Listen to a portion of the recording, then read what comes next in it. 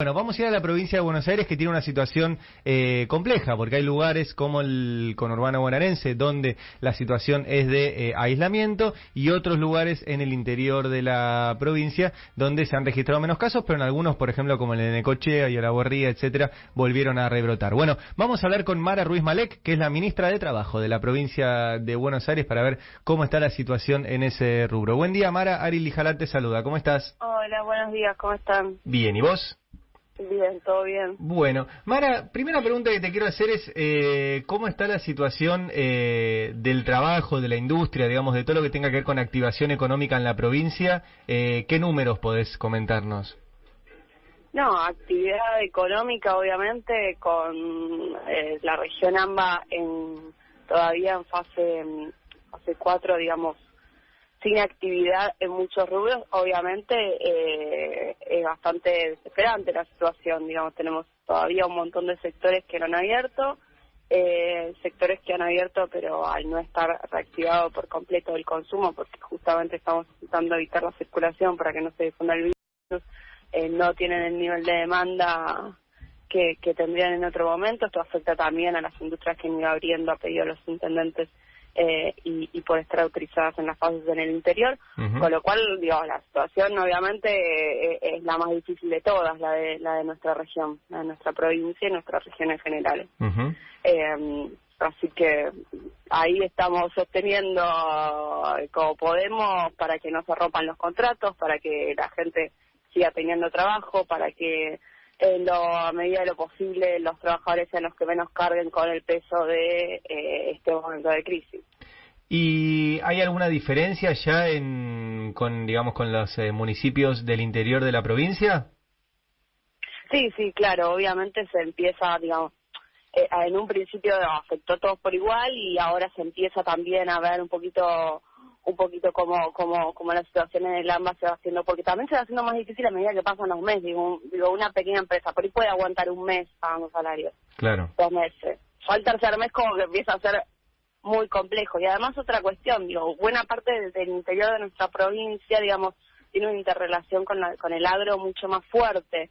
Entonces no solamente que ese es un sector que no paró porque es esencial, porque produce alimentos, etcétera, porque también exporta, sino que además fue también un sector que quizás fue un poco menos afectado, digamos, el comercio, los servicios, aquellos municipios que tienen su actividad toda vinculada al agro, fue un poco menos afectado en los años previos. Entonces llegamos con, si querés, un poquito más de espalda que la zona del conurbano, que es muy industrial, muy mercado internista, donde obviamente no llegamos a este momento de pandemia desde el paraíso absoluto, sino de, digamos, un gobierno de 4 años, de los cuales 3 fueron de recesión.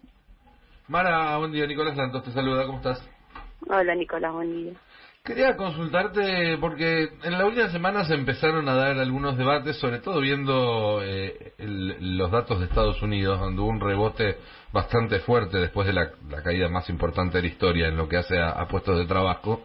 Si ustedes están pensando que una vez que comience, que se normalice la cosa, esto digamos va a tener la forma de una V corta, va a haber una recuperación rápida, o va a ser más una subida lenta y que va a tomar un tiempo.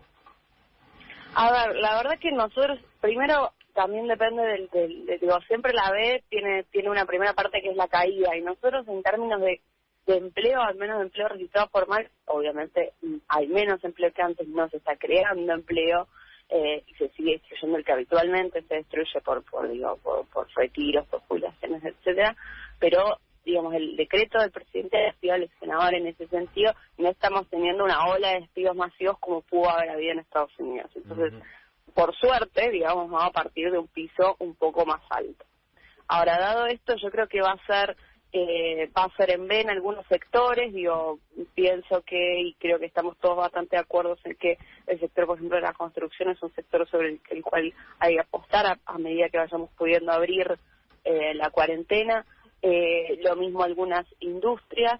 Después va a haber sectores que van a tener como una especie de rezago o de recuerdo de lo que es la cuarentena, que es mucho de lo que tiene que ver con los servicios. Digo, pienso gastronomía, turismo, sectores que van a seguir estando afectados un tiempito más, aun cuando se abran digamos, la cuarentena, porque los efectos de la pandemia me parece que van a ser más duraderos en términos de que se va a seguir necesitando distanciamiento social, mismo la propia gente probablemente tenga cierto temor a juntarse, a golparse.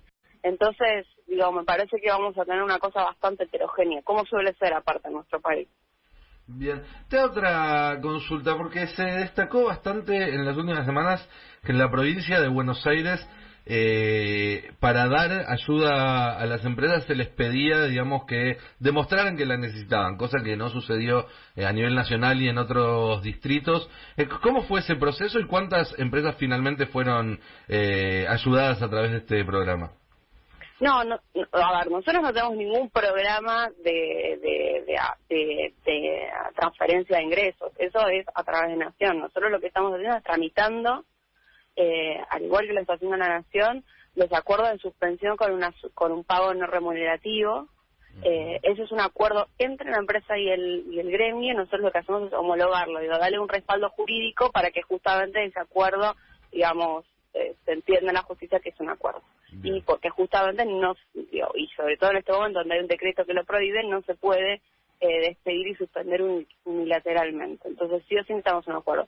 Lo que nosotros pedimos no tiene que ver con la situación de crisis en este momento. Digo, entendiendo que estamos en una crisis y que es obvio, aquellos sectores que no están pudiendo desempeñarse, digo, tampoco obviamente mismo el acuerdo UIA-CGT refiere a esto, a aquellos trabajadores que están dispensados de ir a su lugar de trabajo y que no pueden realizar sus tareas en su casa, ¿no? Estamos hablando de los sectores que están cerrados, obviamente están, digo, en una situación de fuerza mayor, digo, no hay ninguna duda ahí. Entonces, con lo que estamos trabajando es no solicitar esa parte de la crisis, si querés, y pero sí solicitar, obviamente, todos los datos necesarios para homologar un acuerdo. Digo, nos pasa que a veces nos llegan mail de adhiero a tal cosa, y no, necesito mínimamente los datos de la empresa, los datos del gremio, los delegados que están adhiriendo a este acuerdo, los datos de los trabajadores que están afectados, la cantidad total de trabajadores, dónde está ubicada, porque, bueno, como somos provincia tenemos que certificar domicilio, porque,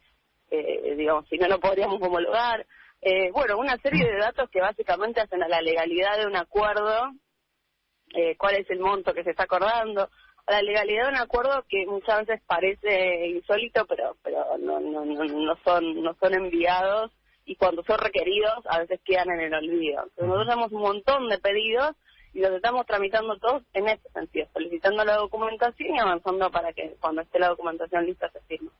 Bien. No, te preguntaba, perdón, estamos hablando con Mara Ruiz Malek, que es la ministra de Trabajo de la provincia de Buenos Aires, a partir de una serie de cuestionamientos que hubo, no al programa ATP en sí, que a nosotros nos parece una gran idea que el Estado ayude a las empresas, sino que muchas empresas que no lo necesitaban aprovecharon y lo pidieron igual. El caso de Techin, por ejemplo. Sí, a ver, es muy difícil, digo, esta crítica también tiene un poco que ver con que uno no está sentado ahí donde suceden las cosas. Es muy difícil gestionar un problema de este tamaño. Estamos hablando de esto más el IFE, pero de millones y millones de personas, todas procesadas. Alguien leí un Twitter que decía que nadie, el que lo aprueba lo vio. Chicos, no, tipo, no hay una persona viendo millones de cosas. Es un proceso. Digo, obviamente echar la trampa, las empresas se las ingenian para autoincluirse en un beneficio que quizás no deberían o podrían no tenerlo, teniendo en cuenta que los recursos son escasos y hay que apuntarlos. Pero bueno, son los problemas de hacer un programa general versus uno focalizado. La contracara es que si lo teníamos que focalizar más y no trabajar después sobre los errores, íbamos a estar 38.000 años viendo empresa por empresa, pidiendo balance por balance, pidiendo DNI por DNI y ADN, es lo que no querías hacer. Hiciste un problema generalizado. Sobre eso siempre hay errores. Siempre. Así es la política pública. O hay problemas, o hay cosas que no habías pensado que se te iban a terminar incluyendo y se terminan incluyendo y quizás no iba en el espíritu de lo que vos estabas haciendo. Digo, esto pasa, las políticas públicas son así, y obviamente si uno lo observa y considera que se puede corregir dentro de la legalidad, hay que corregirlo. No, de hecho se corrigió, por eso... tiene que ver un poco por eso, digo. No, de hecho se corrigió y se corrigió muy bien. Hay como una cosa de todo puede salir bien. Y no, las políticas públicas son muy complejas de diseñar y tienen estos problemas. Yo prefiero, en general, incluir mal a alguien que dejar de incluir a alguien que lo necesitaba. Digo, prefiero ese tipo de error y es lo que hacen las políticas generalizadas y bueno, y sí, después habrá que comentar, pero yo prefiero, digamos, las políticas generalizadas porque me parece que son más fáciles de implementar y siempre se puede corregir después o la mayoría de las veces. Así es. Mara, muchas gracias por esta charla con nosotros. Que tengas un buen día. No, gracias. Un abrazo. Hasta luego. Mara Ruiz Malek, ministra de Trabajo de la provincia de Buenos Aires.